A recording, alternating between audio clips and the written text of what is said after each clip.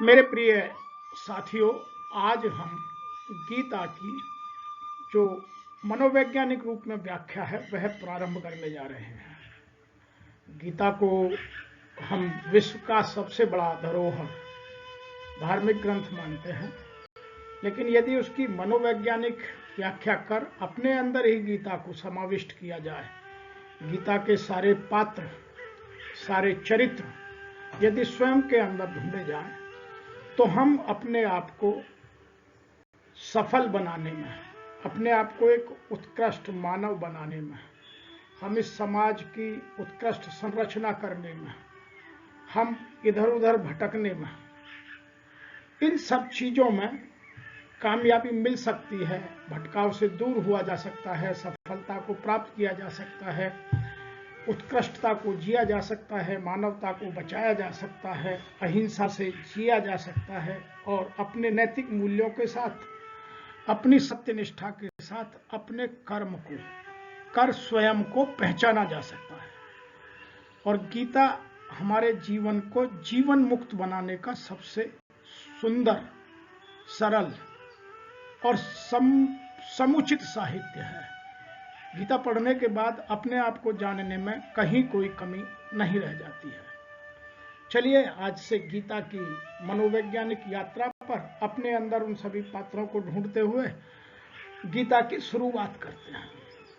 यहाँ गीता में ऋषि वेदव्यास जी ने लिखा है, धर्म क्षेत्रे कुरुक्षेत्रे समवेता युद्ध सवः मामकाः पांडवाः च एव किम अकुर्वत संजय है।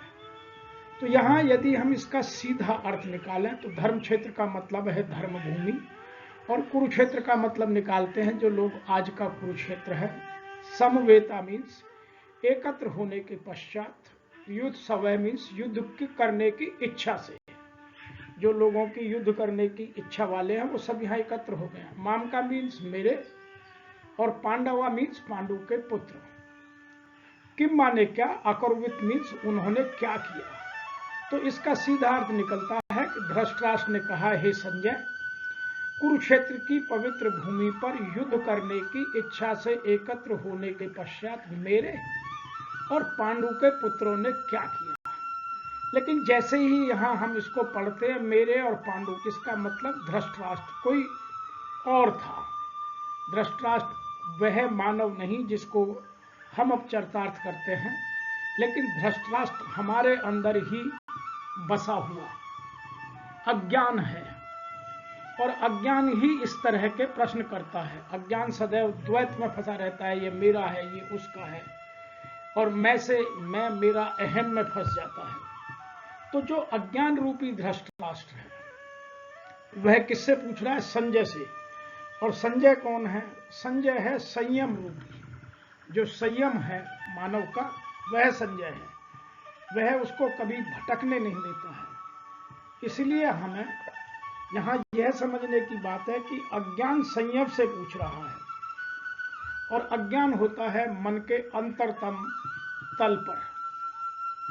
तो मन के अंतरतम तल में जो छिपा हुआ अज्ञान है, और अज्ञान से सदैव जो आवृत मन है, वह उन चीजों में फंस जाता है जिनको हम कहते हैं आसुरी संपद। जैसे ईर्ष्या है, घृणा है, कपट है, छल है, दंभ है, धोखा है, ममता है, स्वार्थ है, अहंकार है, हिंसा है, अमर्यादित व्यवहार है, कलह है, द्वेष है, प्रतिस्पर्धा है, क्षुब्धता है, वैमनस्यता है, आलस्य है, काम है, क्रोध है, लालच है।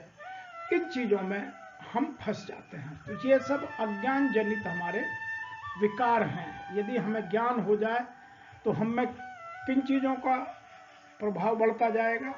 वो हो जाएगी हमारी दैवीय संपद। वह दया है, करुणा है, प्रेम है, समत्व है, सरलता है, सौम्यता है, पवित्रता है, अहिंसा है, सम्मान है, मर्यादा है, धैर्यता है, कुशलता है।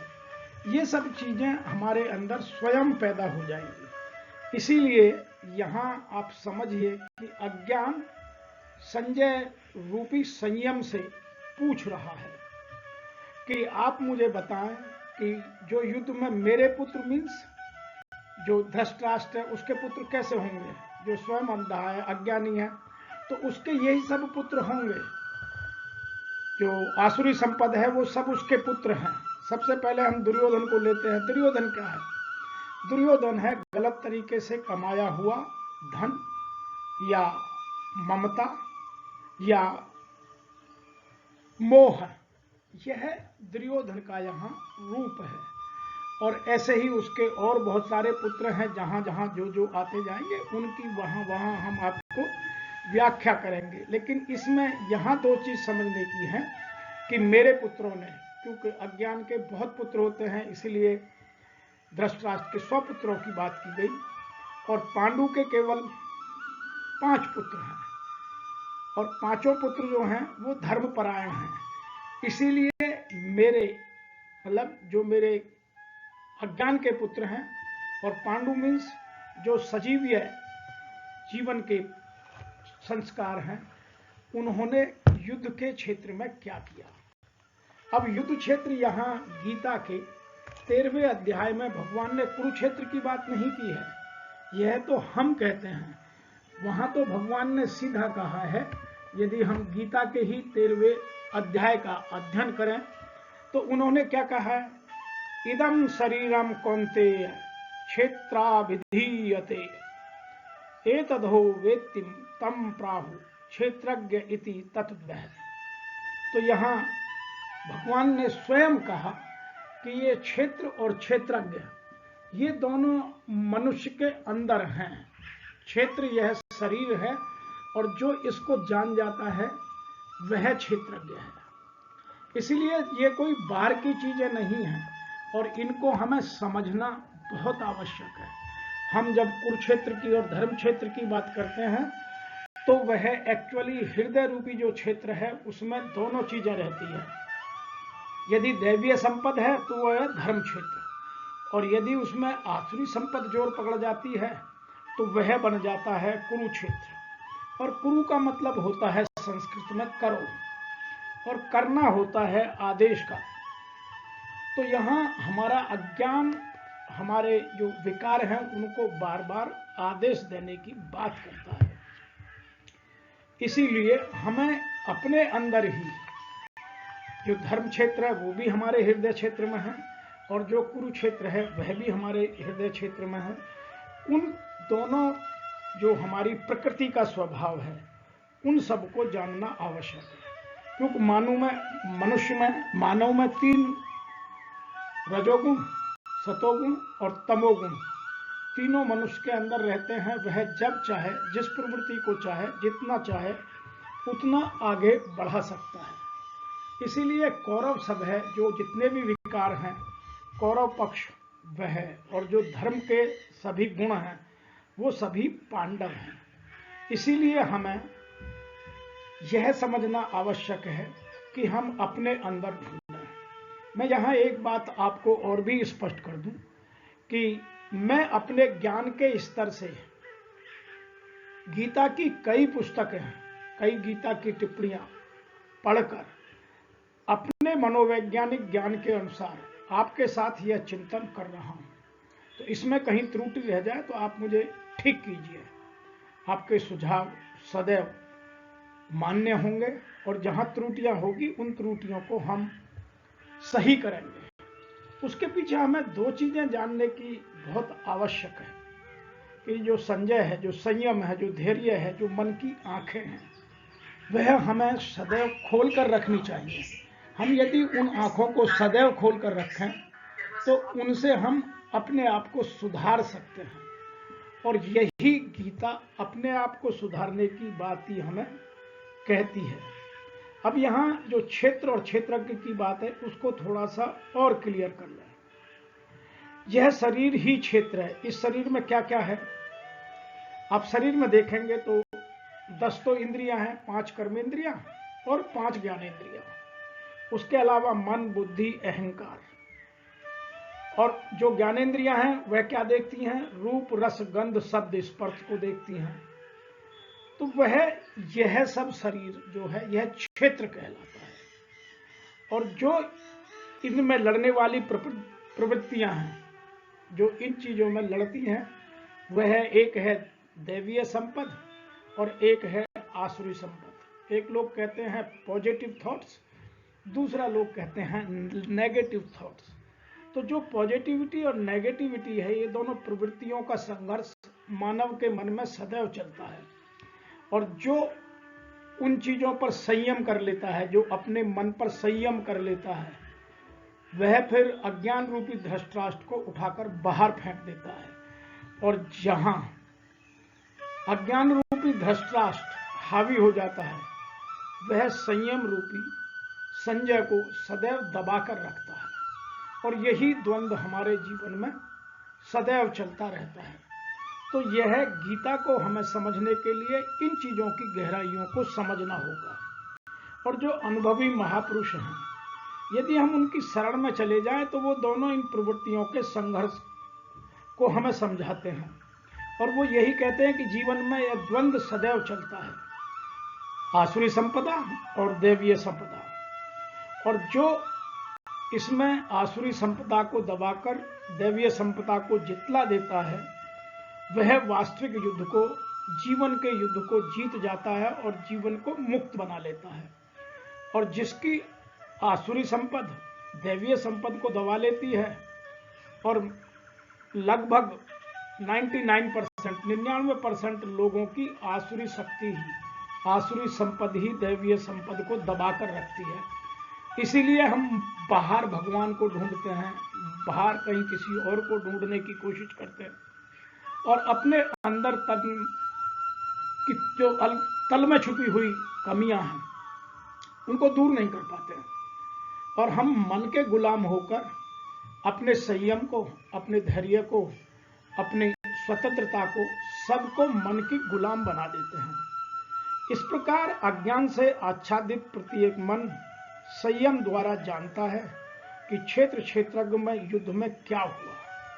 तो यहाँ यह जो बात है, वह यह जानने की बात कर रहा है कि हमारा जो संयम रूपी मन है, वह जानना चाहता है कि मेरे अंदर क्या हुआ, दैवीय संपद जीत रही है या आसुरी संपद हावी होती जा रही है।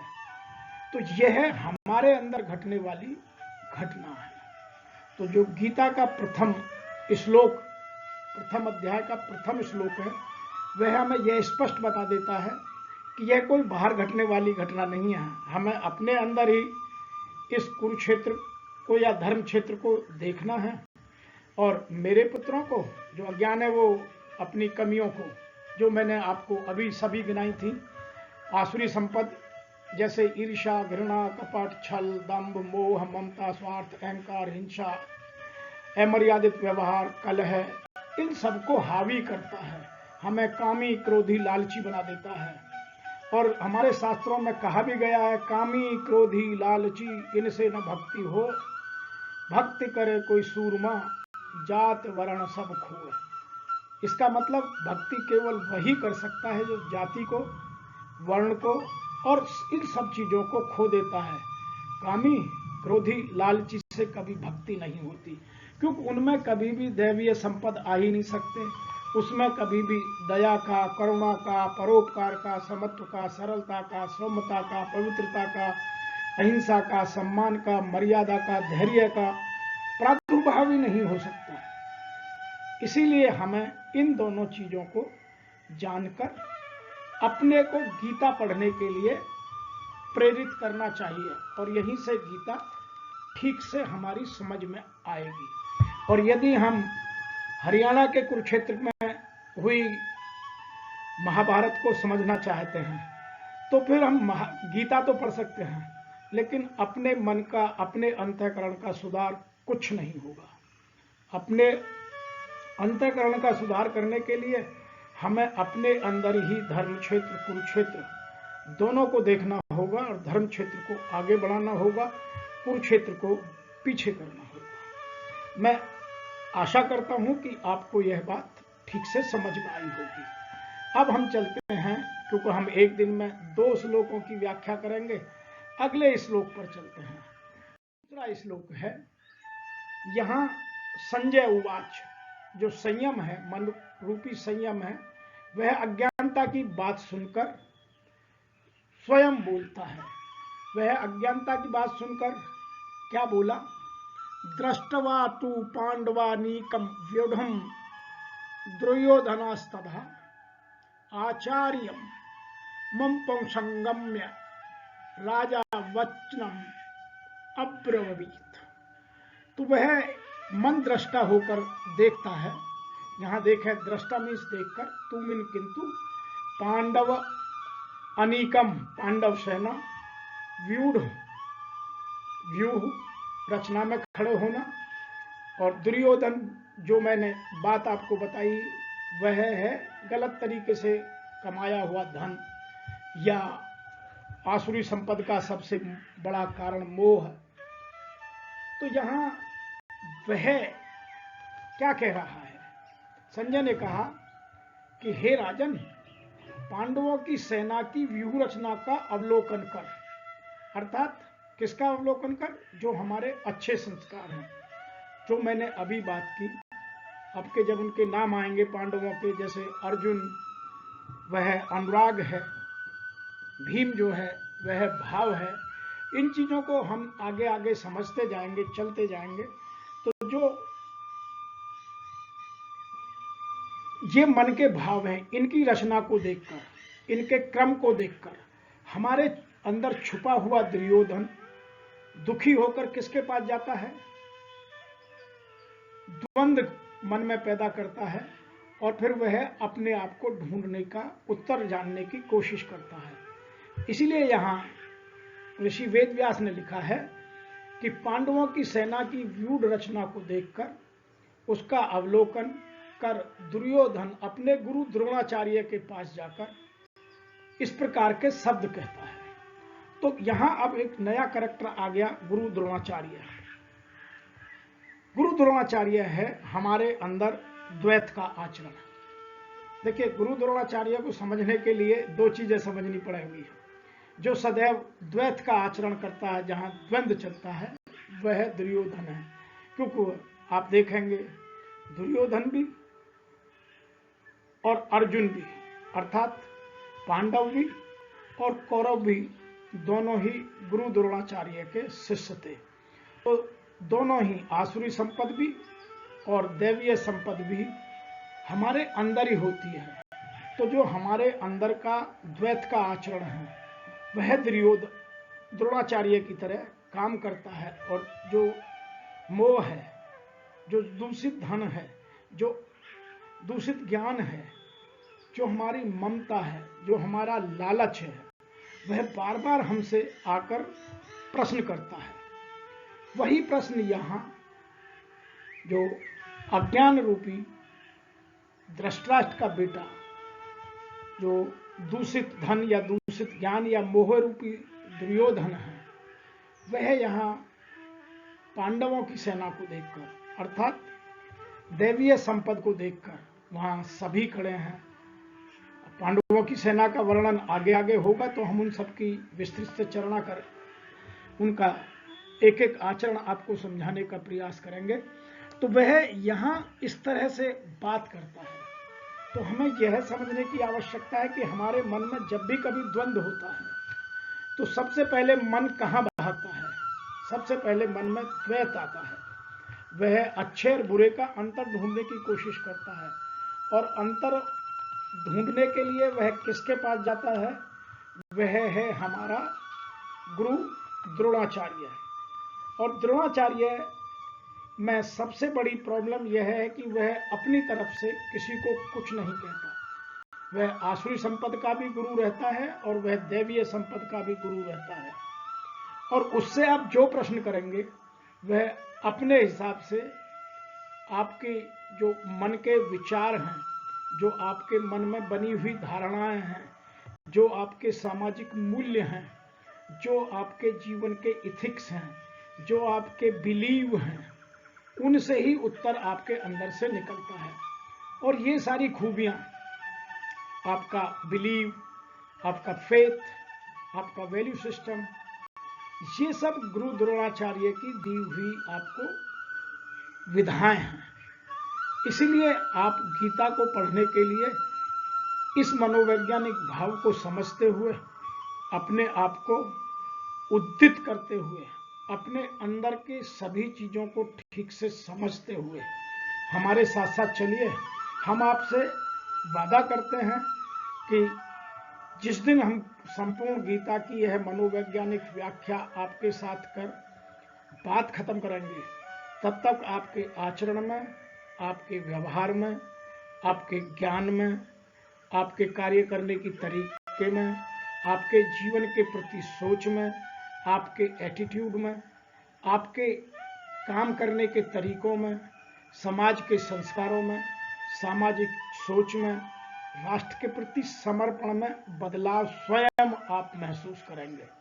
लेकिन उसके लिए संदेश यही है कि आप अपने अंदर इन सब विकारों को, जो हमारे अंदर धृतराष्ट्र के पुत्रों के रूप में, कौरव सेना के रूप में संग्रहित हो गए हैं, उनको निकालकर बाहर तो फेंका नहीं जा सकता, केवल उनको साइड किया जा सकता है।